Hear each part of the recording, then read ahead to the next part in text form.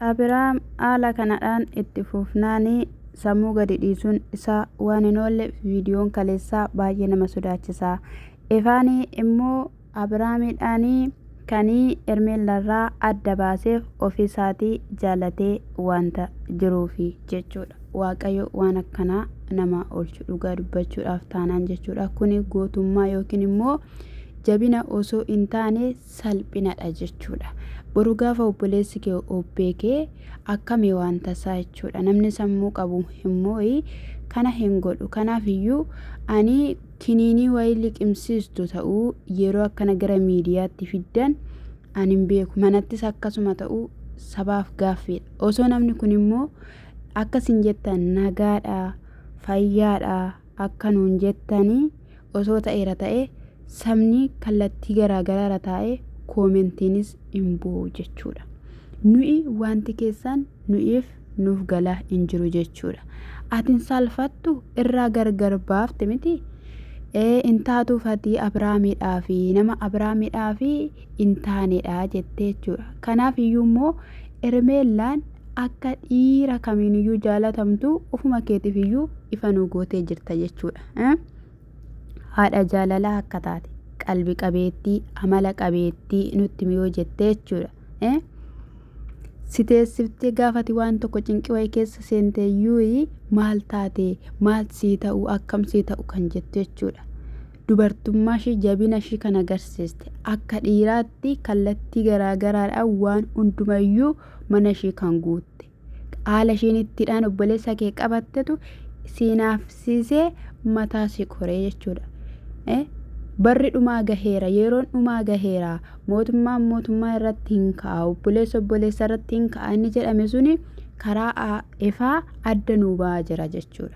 Gaarii godhe jettanii warri irratti shubbisaa jirtanii jechuudha. Otoo ishuma dubartii ta'ee akkam gootaati. Wanti kun otoo si mudate baasisiif hin taatu qalabatii hirraa jedhanii gottotanii fidanii baasisanii achi immoo baasisee jechuudha kaajennu. Jala garagalee immoo guyyaa lammataa immoo bira dhaqa jechuudha. Eddan taatuu fi iddoo keenya akkatti geessuun barbaannu edda jedhe maal hojii dhaqaree mana shaankoo ka'ee ishee maal hojii dhaqa maal fuudhachi maal fuudhaa inni okko jechuudha. Guyyoota sadii moo guyyoota arfan kana jechuudha kan inni akkas godhachaa jiruuf okkoo Ermeellaa jibbee osoo hin taane Ermeellaa jaalateeti yooman baqqaa wajjiniin iyyuu ciisa jechaa jira ifaan. Isa dhugaan siniin jedha jechuudha. Isa dhugaan siniin jedha. Kanatti ruutaa walii galteetu kan hojjechaa jiru moo maalidha? Achii mucaarraa ta'e siniin gaddisiisu garuu inni akkana ta'u. Abiraam ani fakkeessa jedhee itti fudhachuus hin danda'u. Hin fakkeessus jedhee itti fudhachuus hin danda'u. Garuu haala kanadhaan baay'ee sodaachisaadha. Dhiphadhee cannaqamee yaaddee lafa dha'uu fi jedhee yeroo mucaan akkasittidhaan jaanja'u. Nagaa Waaqayyoo isiniidhaaf haa baay'atu. Saba koo lammii koo isiniin jechuun jaalladha. Waaqayyoo jechuudha waliin dhaa jireenya akkanaa sin haa oolchu isiniin jechuu barbaada. An akka kiyyatti yeroon itti yaadu ifaan Abiraamidhaan haaloo ba'aa jira. Mankaraaraa jira. Yaaddessaa jira. Boochisaa fi cannaqaa akka inni jiruttiin akka nama tokkotti yaadaa jira. Dhugaan siin jedhe jechuudha. Namni kun horii ta'ee isa biraan immoo tiktookii irratti viidiyoo gallakkisee ofiisaatti fidiitii godhe warri jettanii ofii fidiitiin godhu. Iimeelii isaanii jechuudha. Kaameraa imaanii isaaniitu of harkaa qaba. Isatu idiitii godha. Isaas immoo viidiyoo sana keessatti amma fakkeenyaaf ruutaa tokko kolfee haasawee jedhe malee Abiraamii waanuma wanni wayiiti jechuudha kan inni mul'isee jechuudha. Hidhiinsa adda hiikamu wayii barbaade jechuudha. Ishiinis immoo suuras gallakkisteetti. Suura gallakkiste keessatti arraba baaste jechuudha. Osoo abbaa manaa ishii deebi'uun garaarraa ishii gammachiiseera ta'ee si haa galatu jettee dubbachuu dandeessi jechuudha. Ani akka kiyyaatti Abiraam irratti hojiin hojjetamaa akka jiru. Abiraam irratti haaloo ba'aa akka jiran akkasitti natti mul'achaa jira jechuudha. Akkasitti natti mul'achaa jira malee namni nama reenfa nama ofii isaatii qabee gottotee akkana fidu harkaan jabeessee qabu ani kun nagaadha jedhee dubbachuuf dhaadachuu hin danda'u. Hordoftoota sin danda'uu dandeessu waan jettan jechuu dandeessu. Abiraam Ruutaatti maa deebi'ee miti dhimmi amma. Qalabatiin Hermeellaa irraa maa ba'ee miti amma dhimma Abiraam. Abiraam nama baay'ee jaalata. Abiraam dhugaan siniin jedhe qimamoonni baay'een hin jaalatu. Waa'ee dubartoota lamaanii miti amma dubbiin. Waa'ee nageenya nama kanaati. Waa'ee nageenya nama kanaati. Isa biraanis immoo osuma Daanii fi Meerii wajjin hin jiranu Ruutaan miti fi Abiraam wajjin hin jiraatan. Maal sinii godhanni kun ifadha jechuudha. Sun immoo jechuudha gaaniin jechuudha fiilmii hojjechaa jirti. Fiilmii keela achi deemiti hojjedhu. Abiraam ifate guyyaa gaaf tokko yaaddee hin beektu. Dhiphatteefis hin beektu. Abiraami isarra akka zettuun kana yookiin immoo isa walitti deebi'anii maal walitti deebitan jedhee jira mayam nageenya isaati malee kan jechaa jiru. Simmoo yoo ta'e isa kaballaan dhoofte Abiraam. Isa muuziin dhoofte Abiraam. Isa salphifte Abiraam. Simbeennu mooyi. Isayyuu akka diina isaa addan baafne waatu itti xamaxamame.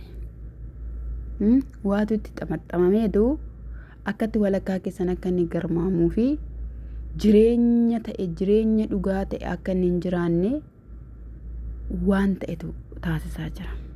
Isa dhugaan siniin jedha jechuudha. Garuu Waaqayyo gaariidha. Waaqayyo guyyaa namaaf qaba dhugaa dubbachuudhaaf.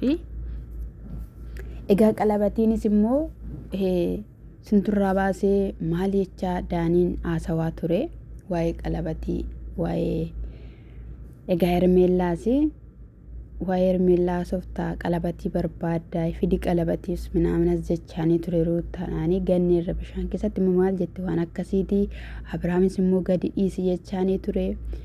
Isheen gadi dhiisu jettee gixxim gootee jechuudha. Harka lamaaniin qabaadha kan isheen turte jechuudha. Kottu sitti faana naasaa maaliin ta'a gaafaa inni jedhuuni sammuusaa qabachuu eegalee dadhabeeraa bakka ani hin beeku jechuudha. Qalabatii akkamittiin bahuu danda'e eenyu baase gaafa jedhamuuni jedhuuni Ruutaa fi Efaatu baasinaan jedhee akkas jedhee dhugaa dubbachuuf taanaan jechuudha. Ani ni inni jecha kana garuu inni dubbatee jira jechuudha.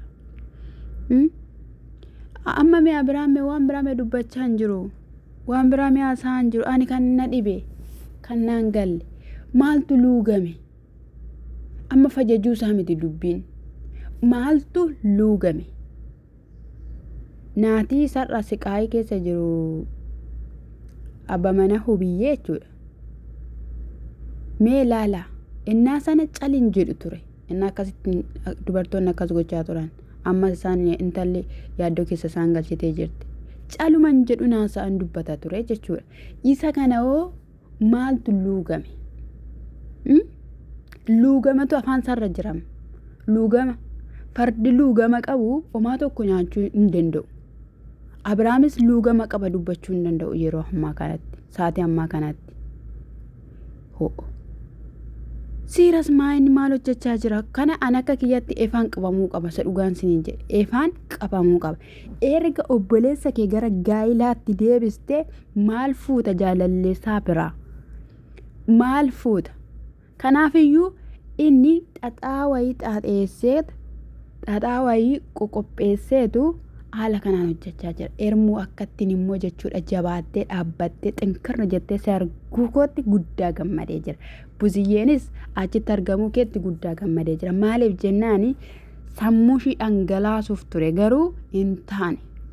Bakka jabina ishee argitee kunuunsa ishee argiteetu akkatti jala kaatta jechuudha. Been dhaqiitii kaarsii kee fi paantii kee dhiqadhu dhugaan siin jedheefa hin taatu ati. Haadhoo kee boolla qotaa jireenya hin barbaanne keessa galchite fedhee kan hin taane jaalatee kan hin taane barbaadee dhufe jaalatee deebi'e jettanii oduu odeessitanii jechuudha. mucaa akkasittiin jaanjessitan kanaafiyyuu jechuudha dura of eegu oomachaa hin ba'u hin ta'u kanan godhu isayyuun salphatu dhugaa dubbachuuf ajaa'ibuun qabda dhugaa ajaa'ibuun qabda waaqayyo sitti araaramu oli araarri siif haa ta'u sagaagalummaan maal akka ta'e sirritti nu barsiisaa jirtu galatooma.